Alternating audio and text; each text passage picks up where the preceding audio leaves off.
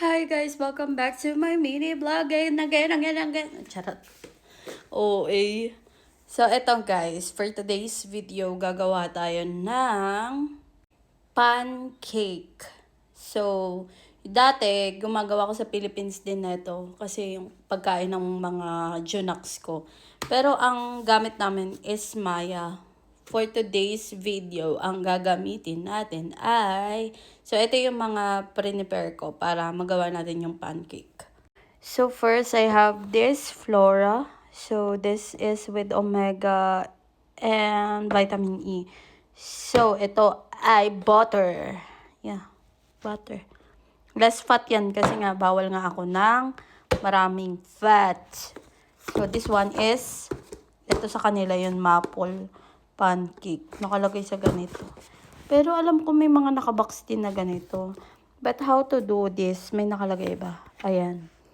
There's a cooking direction. Preheat the fan and ganyan-ganyan. Emerald. So, ayan siya. Pour butter into frying pan. Yan. And then, I have the etlog, ganyan. So, ayan nga. So, alam ko, one lang to eh. Isa lang na itlog to eh. Pero wala siya nakalagay. Tama ba? O siya wala nakalagay. But, I will put an egg over here. Ayun gusto ko eh. Ba't ka ba? Tapos ito yung syrup na binili ko. Hershey. Siyempre, favorite. Okay, simulan na natin guys. So, first thing is, lalagay natin dito siya. Diba, dito natin siya ilalagay. Parang ano na siya, no? Yan.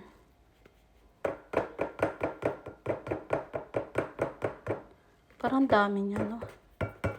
So, I put an egg na. And then, I'm gonna shake it like this one. Ano daw? English daw, te. Tatagalog tayo. Haluin lang natin ng onte. And then, I'm gonna put water here. Ganun. Siyempre, dahan-dahan natin ibuhos. Tapos, halo ulit. Tapos, buhos ulit. Tapos, halo. Ganun. So, up until na maging ganito na siya. Yan. Diba? Medyo malagkit pa nga eh. Okay, try natin. So, let's wait until na mainit na yung kawali. And then, again, guys, I'm using olive oil again and again. Charot. Magiging ano na ako niyan, endorser ng olive oil. Wait. So, para sa ating kalusugan, kailangan natin mag-olive oil. Laro. So, ayan na siya, guys. Inapat natin para madaling maluto. Ito, guys, walang anything. Pagkaluto ko, tinigma ko na siya. And sabi ko na, ano siya, hindi siya masyadong matamis. Unlike sa Maya, kapag pinito mo na siya, walang kahit anong halo. Kapag tinikman mo siya, okay na, kahit hindi mo lagyan ng anything. Masarap na siya, and then may lasa ba, kung matamis na siya, ganun. Ito, medyo siya matabang. But nilagyan ko siya ng butter onte. Sumarap naman siya. Masarap din naman siya kahit hindi mo siya lagyan ng Hershey na chocolate na ilalagay mo. Sarap siya. Hindi lang katulad sa atin na mas malasa. Ganun. The moment of truth. Okay guys, I'm going to taste it na. With Hershey syrup.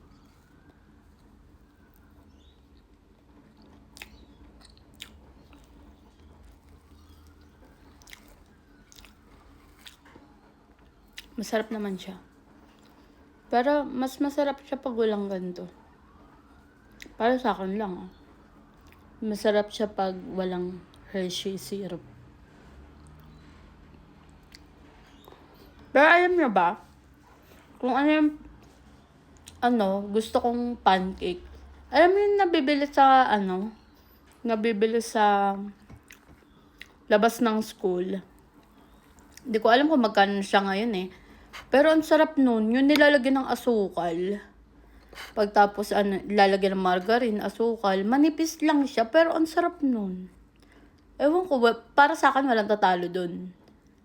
Ano ko lang sa inyo guys. Yun lang, thank you sa pagsama magluto. God bless everyone.